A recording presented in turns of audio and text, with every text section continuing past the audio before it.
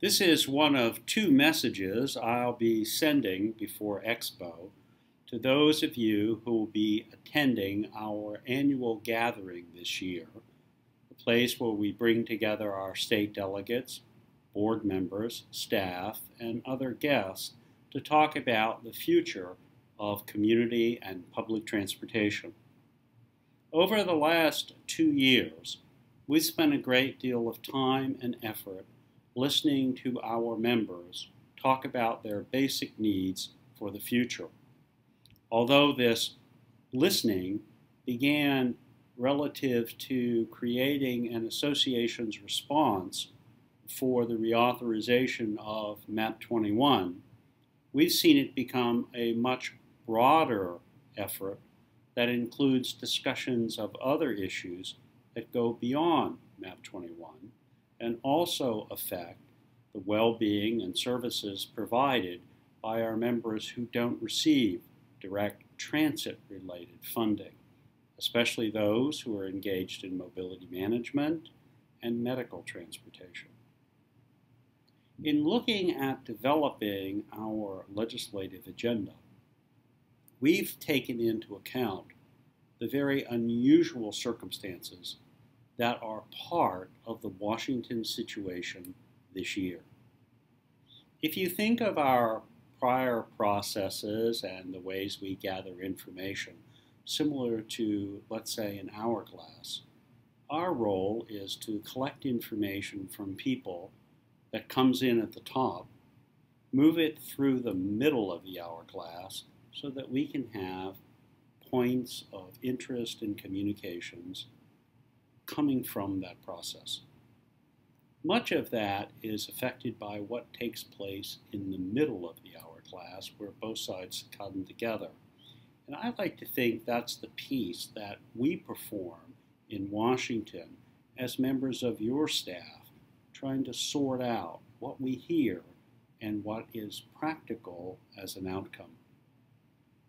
I think it's fair to say that all of you who have listened to the information that we've put out or followed the news on television or in the media or on the internet clearly understand that these are unusual times in Washington. Famous author Doris Kearns Goodwin wrote 2 books over the last several years that I think are really relevant to our discussions these days. One of them was titled A Team of Rivals, dealing with the Lincoln administration. Another was called No Ordinary Time, dealing with the situation in the political part of the country during the run-up to the Second World War and the struggles of Franklin and Eleanor Roosevelt to help prepare people for the difficult days that lay ahead. I mention these 2 pieces of good historical and political discussion because they are very relevant to us today. Clearly, our city of Washington and our nation's capital are filled with rivals. Rivals in people with their own political agendas, and rivals of different attitudes and ideas about the political process. And clearly, if you look at the history of the last several months in particular, the fact that we almost plunged the country over the fiscal cliff, that we almost gave up our nation's credit rating, these are clearly no ordinary times. So in thinking and listening to the concerns that people have about transportation, reauthorization, and their needs, we want to take that into consideration. We understand that people need basic financial investment to be successful. But we also know that every request for financing is very difficult in this political environment. We're not sure that a simple laundry list of what we'd like to see in various government programs is in fact the answer. We're also dealing in a time, if you notice from those news accounts, that political people tend to look for only simple answers. It's very, very difficult to get an expressed conversation going with an elected official or a staff member about something that requires more than one step or several steps to complete a process. I like to think of this in terms of how we discuss transportation as it relates to the highway bill or medical issues. There's nothing simple about how the dollars that are appropriated for these services find their way to local communities. I think this has made our situation extremely difficult in a time when sound bites have become public policy, and that there's a great desire on the part of many people who come to Congress not to be confused by the facts of what is really happening. We see this all the time by politicians who tell us that they go by their instincts and that they really know best based on the local situation. So these are challenges in this reauthorization and challenges in this political climate that affect all aspects of community and public transit.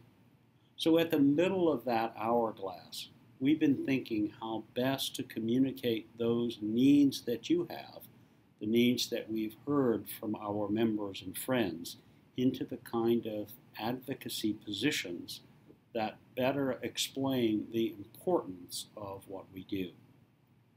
In our next communication, I'll be dealing with that in some detail in preparation for our gathering. It seems to me that one of the most important things that we have to do this year is to develop not just a list of those priorities for funding, but an explanation of why community and public transportation is so important to the nation and to the communities that all of you and those who represent you here in Washington call home. It is a time for a little bit more simple message and one that is more direct to clearly express the importance and values of what we provide, not so much what we need. Part of any discussion of the future is about potential as well as about the small pieces that are necessary for us to continue our work. It's time that we help Congress understand that regardless of what pieces make up community and public transit, the capacity that we provide is absolutely essential, not just in a highway bill or a medical program or in helping people go to work. It's that capacity that is important and should be the cornerstone of the investment decisions that take place not just in this reauthorization, but all times that lie ahead.